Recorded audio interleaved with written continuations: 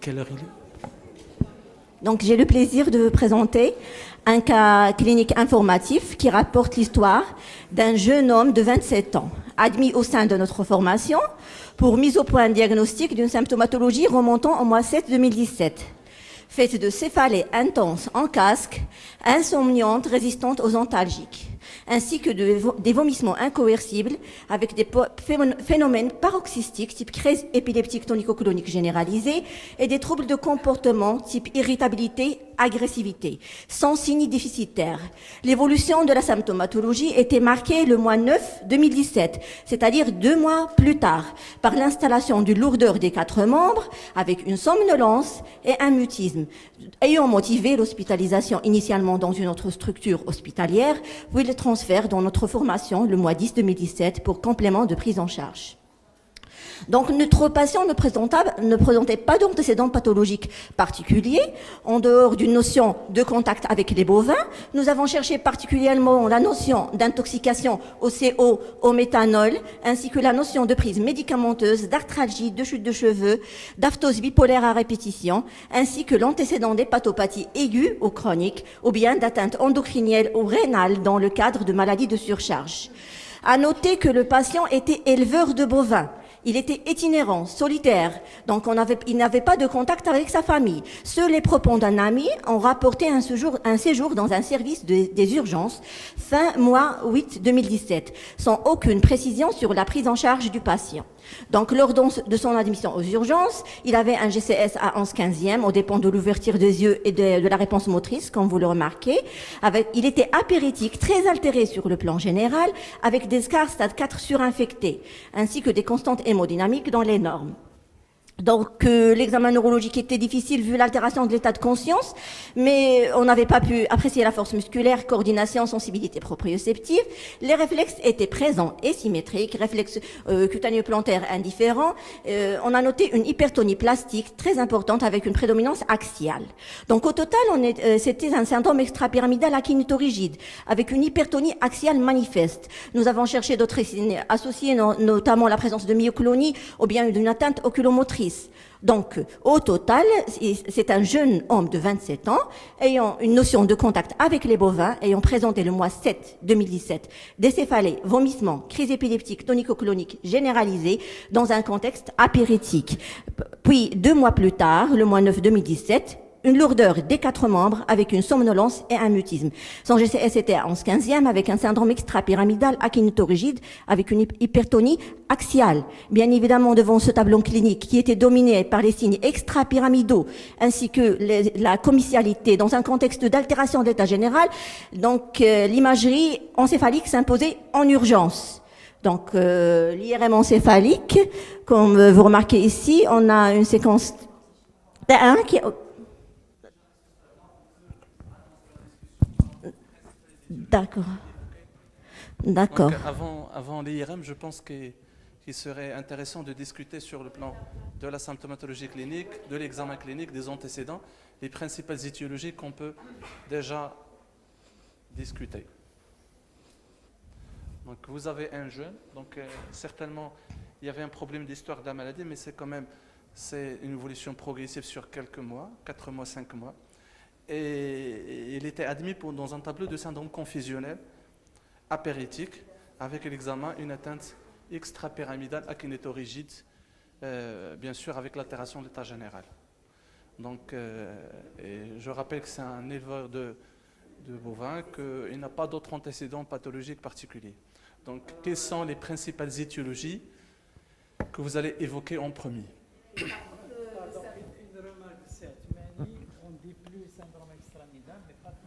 Non, justement, il faut être plus précis. C'est un syndrome parkinsonien. Parkinsonien, d'accord. Par contre, justement, est-ce que le syndrome pyramidal, les éléments pyramidaux, en fait, parkinsoniens, on avait la notion qu'il avait des éléments parkinsoniens auparavant ou c'était à l'occasion? C'était une installation quasi brutale. Oui. Il y a un déficit moteur, vous avez dit lourdeur des 4 membres. Oui. Il y a un déficit moteur? Oui, c'était une lourdeur, oui. Mais il n'y avait pas de signes pyramidaux associés, il y avait juste la kinésie. Donc c'est le syndrome parkinsonien. Je pense Ouais, que c'est ça. le tableau fait évoquer l'éventuelle encéphalite, probablement infectieuse, malgré le manque de la fièvre, et pouvait évoquer soit la brucellose, soit la borréliose, sinon une intoxication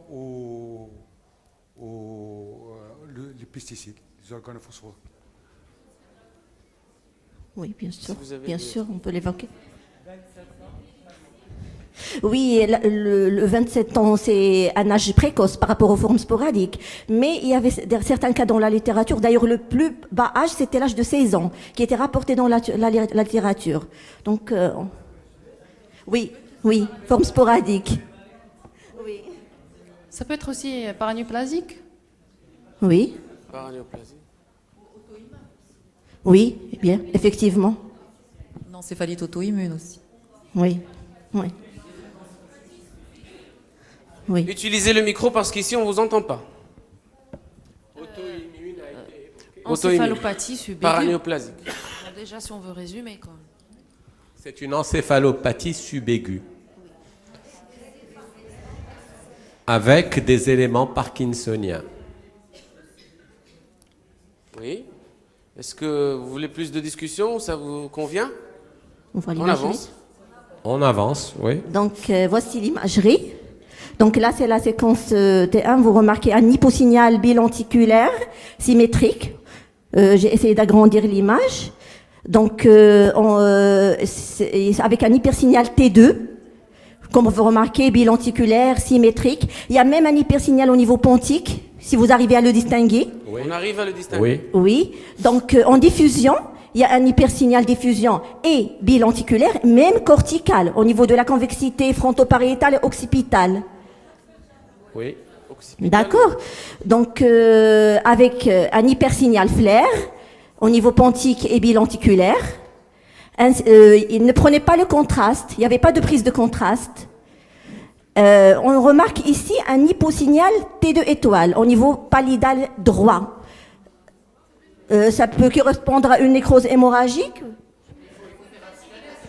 Ou une calcif. Oui, scanner fait, c'est pas une calcification.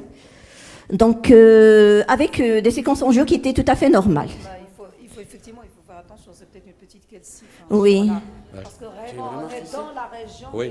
des calcifications des noyaux Oui. lenticulaires. Je reviens. On revient, oui. Ah, Même si c'est unilatéral. Hein. Non, non, dans l'autre sens. Je ne sais pas, est-ce qu'il faut la prendre Voilà. en considération. On est effectivement dans vraiment la région de la localisation oui. des calcifications.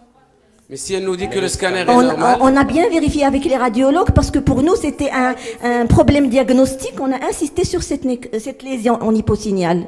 C'est vrai qu'effectivement, peut-être qu'il faut en tenir compte du moment que On a on a ces lésions à côté. Voilà. scanner Oui, normal.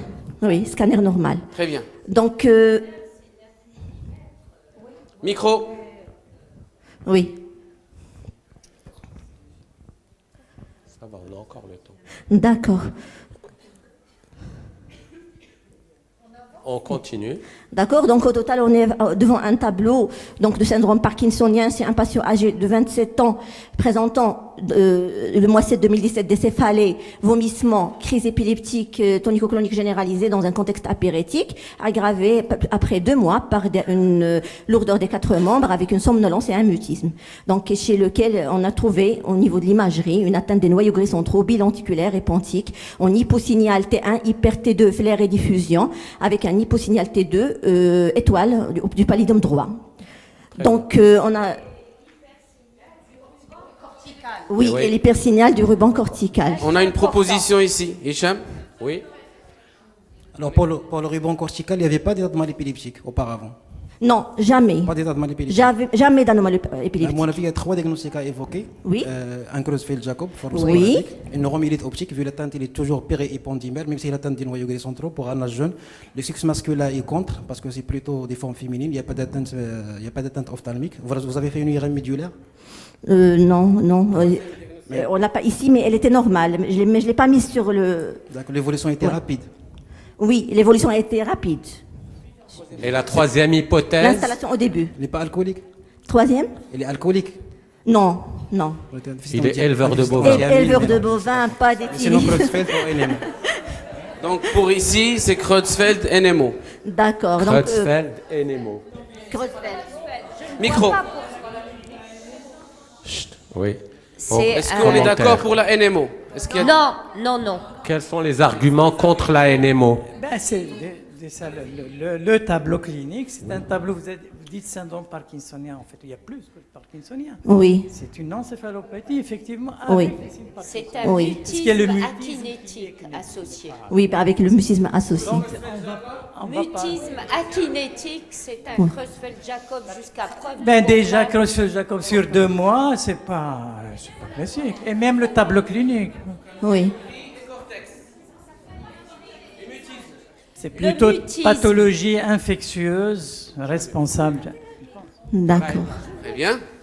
D'accord. Il y a un mutisme akinétique, c'est un élément qui est pour le Creutzfeldt-Jakob dans sa forme sporadique. Oui, c'est ça.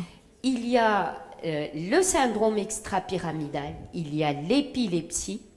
Ce sont 3 éléments cliniques hautement en faveur. Les troubles de comportement au Les début. troubles du comportement. Céphalée, non, pas forcément. Oui. L'anomalie de signal que l'on a du ruban cortical associé à l'atteinte lenticulaire, c'est un Creutzfeldt-Jakob jusqu'à preuve du contraire et il faut un EEG. Oui. Une autre proposition diagnostique ici? Pardon, est-ce qu'on écarte formellement l'origine toxique? Vu l'atteinte des noyaux gris, l'atteinte corticale, c'est bilatéral. Donc on maintient le toxique? Oui, on le maintient, puisque on ne sait pas, il était seul le patient. On ne sait pas, il ne vivait pas avec sa famille. Donc tout peut être inclus dans ce cas-là. Continuez. D'accord. Donc, bien sûr, bien évidemment, le bilan... On avance? Oui, le bilan biologique dépend des étiologies que vous avez évoquées. Est-ce qu'on a les résultats du LCR? Oui, le voilà. Donc, la PL, elle était normale, tout à fait normale, cytologie, chimie, avec une détection de la protéine 1433 qui était négative, bilan hépatique normal, NFS ionogramme dans les normes, les sérologies étaient négatives, bilan immunologique tout à fait négatif, céruléoplasmine cuprémie, cuprurine normale, CRP élevé à 74 mg par litre. Oui, il avait des escarres surinfectés, c'est ça. Très bien. Escar Donc, surinfecté explique la CRP oui. et on sait que la 1443 est négative dans Oui. le LCR. Le EG. Le EG a trouvé un rythme ralenti avec des ondes θ monomorphes diffus en faveur d'une souffrance cérébrale. Il n'y avait pas de triplé. On avait bien cherché, il n'y avait pas de triplé ou bien de grapho-éléments périodiques. Oui, normalement, oui, c'est ça. Hein. Normalement, il doit être répété. Très bien. Et il a été répété. Continuez. D'accord. Donc, à ce stade, donc, qu'est-ce qu'on retient comme diagnostic étiologique? On ne peut pas rejeter le Creutzfeldt-Jakob parce que 10% des Creutzfeldt-Jakob formes sporadiques ont des protéines 1433 négatives. Donc, c'est pour cela qu'on l'a pas écarté. Donc, reste aussi, donc, Creutzfeldt-Jakob, votre malade a évolué en 2 mois. Oui, Il n'y a oui. pas de Creutzfeldt-Jakob en 2 mois. D'accord. Donc, Non. l'évolution, elle est plutôt rapide. Donc l'argument évolutif est contre. Oui, pour, il est contre. allez, D'accord. Avancez. Donc, l'atteinte des noyaux lenticulaires s'observe surtout en cas d'atteinte toxique, métabolique ou vasculaire chronique, surtout en cas d'intoxication au CO et au manganèse. L'association à une atteinte corticale plaide en faveur d'une intoxication au CO, mais aussi en cas d'hypoxie-anoxie, c'est possible, et en cas de maladie de Creutzfeldt-Jakob, forme sporadique. Ces 2 dernières donnent plutôt une atteinte du striatum. L'intoxication au méthanol donne plutôt une atteinte du putamen, pas du lenticulaire. La présence d'un hyposignal T2 étoile au niveau pallidal droit peut témoigner d'une nécrose hémorragique dans le cadre d'une intoxication au CO ou bien d'une myélénolyse extrapontique. Parce que là, il y avait des cas exceptionnels de myélénolyse extrapontique avec une nécrose hémorragique. Mais Donc, cortical. oui, avec une atteinte corticale dans le cadre de myélénolyse extrapontique. Très bien. Donc, l'absence de leucoaraiose périventriculaire va à l'encontre d'une atteinte vasculaire ou bien dégénérative, avec l'absence d'effet de masse et de prise de contraste après injection et l'atteinte bilenticulaire symétrique qui sont en défaveur d'une cause néoplasique. Donc enfin, la normalité de la ponction lombaire va à l'encontre d'une encéphalite auto-immune ou bien infectieuse. Donc on a retenu ce diagnostic-là, intoxication au CO, passé inaperçu vu le fait que le patient vivait solitaire, myélinolyse centro ou bien extrapontique, Creutzfeldt-Jakob, mais l'évolution n'est pas en faveur. Donc le patient bénéficiait d'un traitement anticonvulsivant, antibiotique pour ses escarres et une nutrition parentérale. L'évolution de la symptomatologie était initialement marquée par l'amélioration progressive de son état de conscience. Son GCS est devenu 15-15e, avec reprise de l'alimentation par voie orale, amélioration progressive de sa tétraparésie et même de son mutisme. C'est le patient qui a réclamé de manger par voie orale. Oui. Donc, mais malheureusement, après la reprise de l'alimentation par voie orale, il a développé des vomissements incoercibles avec une somnolence. Oui. On a une question ici. Il y a aussi des pathologies qu'on a plus l'habitude de voir chez les enfants, mais qu'on peut voir chez l'adulte, notamment l'adulte jeune, c'est les maladies métaboliques, notamment les déficits en pyruvate déshydrogénase. Ou d'autres maladies apparentées qui se manifestent par des manifestations aiguës encéphalitiques qui peuvent s'améliorer d'une manière spontanément avec des mesures symptomatiques, mais qui peuvent rechuter à la moindre infection, Donc c'est quand même des pathologies qu'on ne doit pas oublier chez l'adulte. D'accord. Donc, on a fait un bilan biologique qui a objectivé une hyponatrémie modérée qui frôle donc une hyponatrémie profonde à 126 mmol par litre, corrigée à 125,6, hypovolémique d'installation aiguë sur moins de 24 heures. Donc, ayant donc motivé un traitement épileptique avec une correction de l'hyponatrémie. Donc, l'échographie abdominale a objectivé une dilatation du deuxième duodénum avec réduction de l'espace entre l'artère mésentérique supérieure et l'aorte, d'où la suspicion d'une pince aorto-mésentérique, qui est une compression de troisième duodénum par donc une pince aorto-mésentérique. Donc c'était confirmé par la TDM, effectivement, donc qui a objectivé, comme vous le remarquez ici, une pince aorto-mésentérique à l'origine des vomissements. Donc la solution c'est ça. On avait au début une pince aorto-mésentérique ayant objectivé des vomissements incoercibles, d'où une hyponatrémie hypovolémique chronique à l'origine de la première symptomatologie, faite de céphalées, troubles de comportement, crise épileptique tonique-clonique généralisée.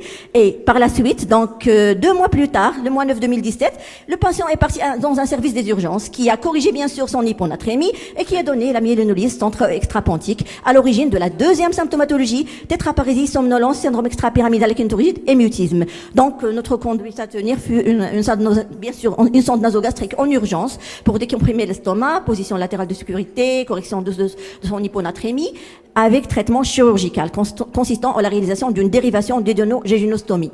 Malheureusement, le patient il est décédé en post-chirurgical immédiat, c'est ça. Mais l'évolution de la myélinolyse proprement dite, elle était favorable puisqu'il a récupéré. Donc c'est ça. Vous avez uni, oui, très bien.